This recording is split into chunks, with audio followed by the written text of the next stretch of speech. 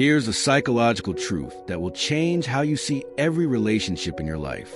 And by the end of this, you'll understand why the people closest to you suddenly turn against you. Carl Jung discovered something profound about human nature that explains why your growth threatens others. He said that most people do anything to avoid confronting their own shadow, the parts of themselves they refuse to acknowledge. And when you start healing, when you start growing, you become a living mirror that forces everyone around you to see exactly what they're avoiding. But here's what Jung observed that will shock you about why people really hate your transformation.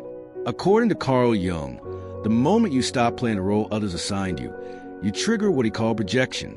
They start projecting their own unhealed wounds, their own stagnation, their own fear change directly onto you. You're not being hated for who you become. You're being hated for who they refuse to become. Jung said, everything that irritates us about others can lead us to an understanding of ourselves. But most people aren't ready for that level of self-awareness. So instead of looking inward, they attack outward. They attack you. And here's the part that will make everything click about your relationships. Carl Jung discovered that every person carries a shadow self, the collection of traits, emotions, and aspects of personality that they rejected or denied. When you start setting boundaries, when you stop people-pleasing, when you refuse to shrink yourself, you're essentially integrating your shadow. You're becoming whole. But for people who are still running from their shadow, your wholeness becomes unbearable to witness. Jung observed that we despise in others what we haven't accepted in ourselves. Your confidence reminds them of their insecurity. Your boundaries remind them of their inability to say no. Your peace reminds them of their internal chaos. But wait until you hear what Jung said about why your family and closest friends are often the first to turn against you. According to Carl Jung, there's a psychological process called individuation, the journey of becoming who you truly are, separate from the expectations and projections of others. Jung said, this process is essential for psychological health, but it's also deeply threatening to the people around you. Why? Because your individuation forces them to confront their own lack of authentic self. When you stop being who they needed you to be and start being who you actually are, it shatters the illusion they built their identity around. They don't hate the real you. They hate that the real you exists at all, because it proves they've been living a lie. Here's where Jung's most revolutionary discovery explains why entire groups turn against you. Carl Jung said that we're all connected through what he called the collective unconscious, shared patterns of behavior and belief systems that keep societies functioning. But these same systems depend on conformity, on people staying in their assigned roles, on maintaining the status quo.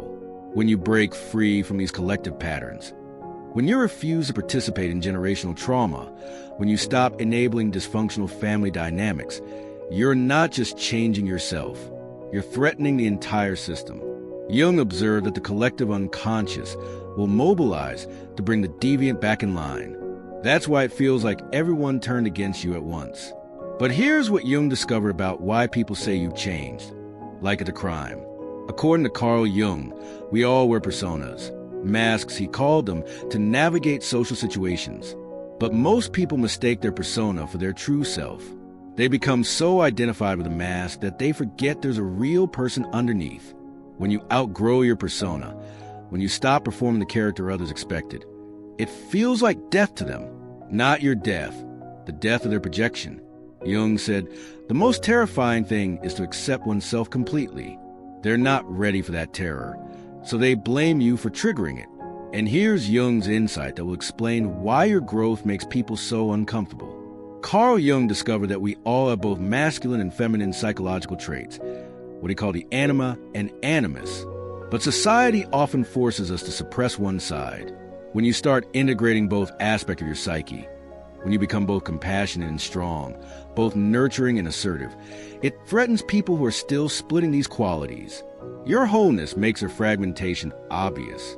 Jung observed that people will attack the very qualities in you that they've forbidden in themselves.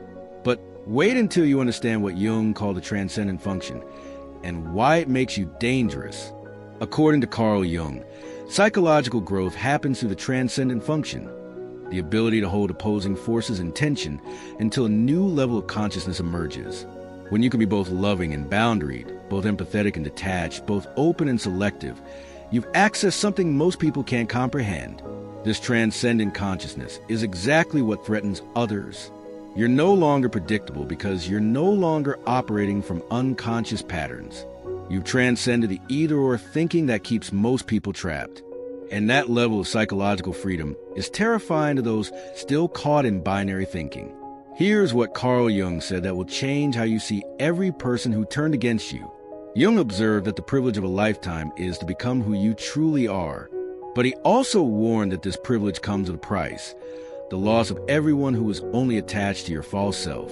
The people who hate you now, they're not responding to who you become. They're responding to who they refuse to become.